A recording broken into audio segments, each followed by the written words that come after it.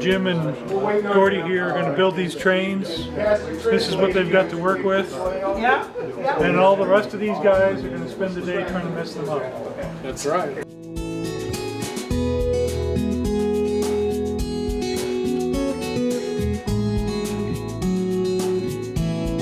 I grew up in Rhinelander, Wisconsin, which was a crossing of the Sioux Line in the Northwestern growing up. And both railroads were active there until I went off to college. I came back, I didn't have any layouts or anything at that point, and I started building while I was away. In terms of the operation itself, the main yard, Missabe, is where the local freights are built to go out. Those locals are either run with Missabe equipment or with the Missabe Junction railway equipment, which you'll see has railroad over. And we do two time periods. The time period that's set up right now is probably about 1990, 91, 92. It's when the Wisconsin Central's coming in and they're slowly starting to have the Canadian National. The other operating scheme takes place about 1980. Maybe a little bit before that. It's a transition area of the Sioux Line, so all the equipment on here is featured as Sioux. Right. And it'll have maroon and gold, and it'll have the red, white, and black. And what you'll see is between sessions, so this is set up in a later time frame, all the other equipment is either at the roundhouse over here or back in station.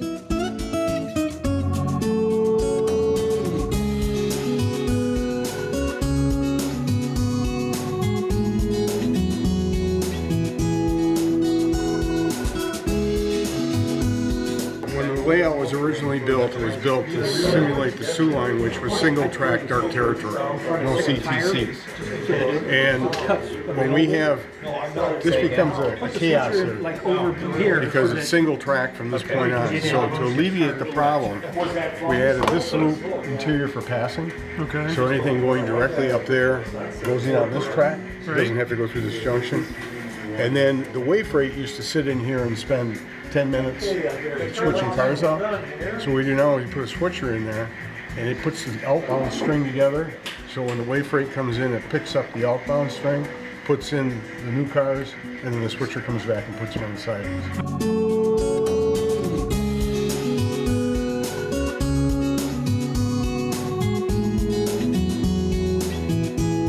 So the way it's set up is each operator has a sheet like this. It's N scale, numbers are hard to read. Right. So what I did is I kind of did a combination of like a switch list by type of car, except for when they're specific. So a typical instruction might say depart with 6 PS2 covered hoppers, 2 box cars, 3 beer can tanks, 2 50-foot grain cars and stuff. Right. And so the description takes them around the layout.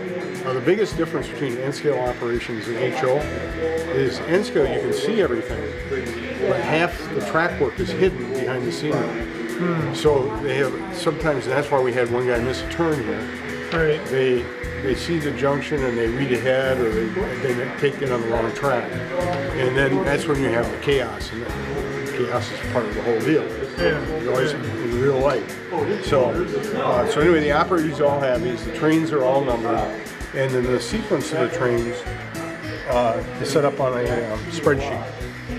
And what we do is we enter the train orders, so the crews will be initially assigned a train, and depending when they finish, they'll come up and take the next one in order. Okay. So let's say that they took out the passenger local 910, and they completed their work and they came back here, whatever was on the top is typically the next train that they take out. And so that gives them the variety. Sometimes they'll have a way freight, sometimes they'll have a unit train, sometimes it'll be a passenger train. Right. We try to do the passenger trains early in the session because we work a meet into that. Yeah. And it occupies the main line and really slows things down. So that's why we put the unit taconite train behind it under restricted speed, and it just kind of chases one of the passenger trains around. And it creates a little noise at the same time. So anyway, we'll go through 23 trains in a 3-hour session. Okay. There's about 7 or 8 reversing loops on the layout, so there's more than one way to get from one spot to the other. As long as you can see your train. Yeah.